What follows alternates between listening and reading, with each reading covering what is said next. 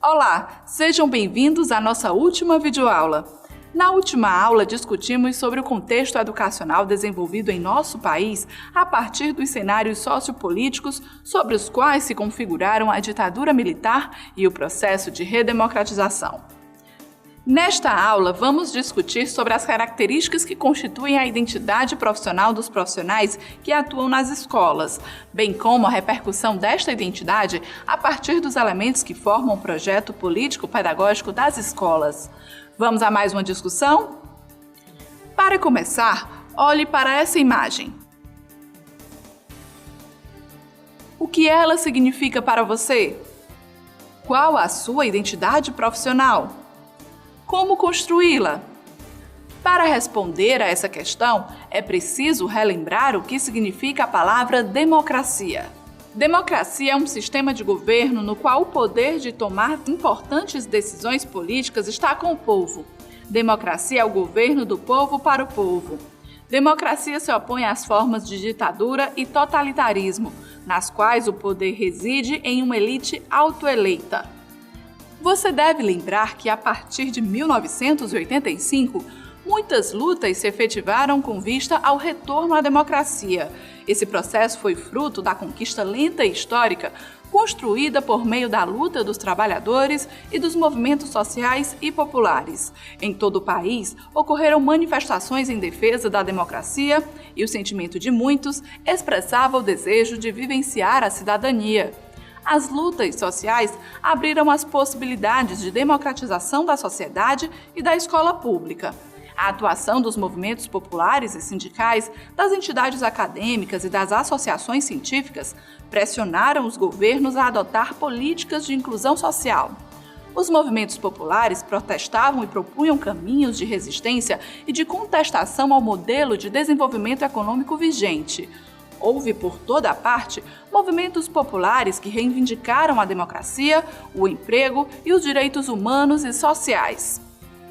Os constituintes de 1988 captaram as aspirações nacionais em defesa dos direitos humanos e sociais, de tal maneira que o movimento pela democratização envolveu todo o país. São exemplos desse movimento o Estatuto da Criança e do Adolescente, o Código de Defesa do Consumidor, Código de Trânsito e o Estatuto do Idoso, que, entre outros, expressam as conquistas dos trabalhadores.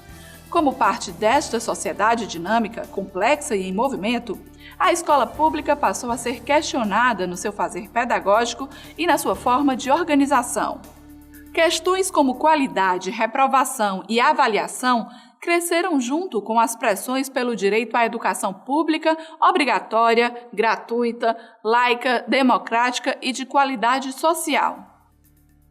Nesta perspectiva, a educação pública como direito do cidadão e dever do Estado foi incorporada no pensamento da população brasileira e, com isso, muitos questionamentos surgiram. Por que a escola se organiza de maneira vertical? Por que as decisões são centralizadas? Como a comunidade escolar pode ser sujeito dessa escola? Será que a escola tem autonomia?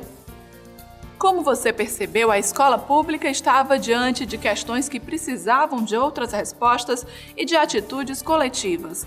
Os funcionários das escolas começaram a se organizar e a fazer propostas para se organizarem como categoria.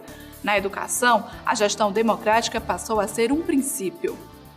Com ela, a comunidade escolar é capaz de construir e vivenciar práticas de acolhimento e de integração de todos os participantes nas tomadas de decisões, na definição de princípios e valores humanitários a serem praticados pela escola, no estabelecimento de indicadores de uma boa formação integral, no diálogo com posições diferentes, no compromisso ético e moral voltado para a emancipação dos seres humanos. E para que isso se efetive, o Projeto Político-Pedagógico, ou PPP, é um dos instrumentos concretos de participação coletiva. Sabe por quê? O projeto político-pedagógico é a base de tudo na escola, definindo desde como os conteúdos são ensinados na sala de aula até como lidar com eventuais problemas de gestão. Poderia dizer que ele é o conjunto de elementos orientadores de todas as ações pedagógicas. Essa é a palavra-chave, a ideia-chave. Agora, Por que dos 3 elementos? Ele é um projeto porque ele nasce de um sonho, ele começa a ser construído, ele é construído comunitariamente, mas ele não é fechado, ele não para, ele sempre tem modificações, adequações, novos contextos. Por isso que é um projeto. No projeto ele vai sempre tendo momentos de mudança. Por que ele é político? É porque na verdade a escola, o projeto tem finalidade com a escola de fazer com que forme cidadãos e não apenas acumuladores de informações. E ele é pedagógico porque ele vai dar os grandes princípios para dizer para o professor como é que vai ser a relação professor-aluno.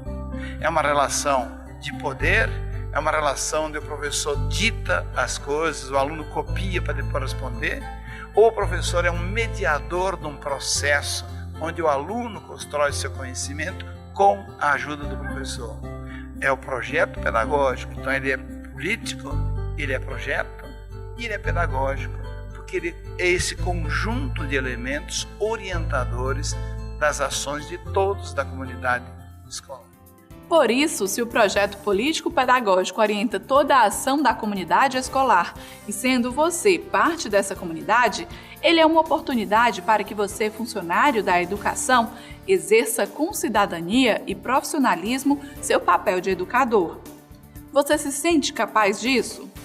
Se ainda não, é preciso definir ou redefinir a sua identidade profissional, através de códigos de linguagens, de símbolos, de significados e, sobretudo, através das práticas profissionais que traduzem o sentimento de pertencimento a um grupo ou a uma categoria.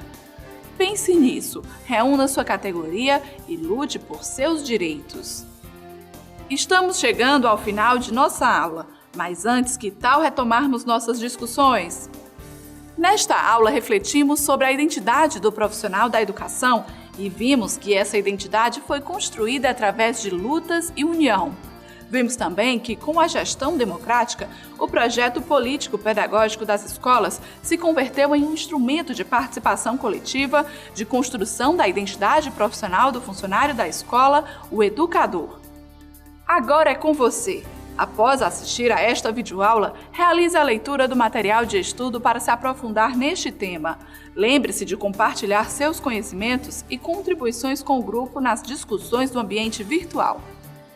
Esperamos que você tenha se reconhecido nas discussões trazidas pela disciplina Educadores e Educandos Tempos Históricos. A disciplina está acabando, mas as temáticas abordadas podem lhe ajudar na compreensão de que os tempos históricos necessariamente influenciam nossa concepção de educação, conforme você vai perceber nos diálogos com as outras disciplinas que compõem este curso de formação.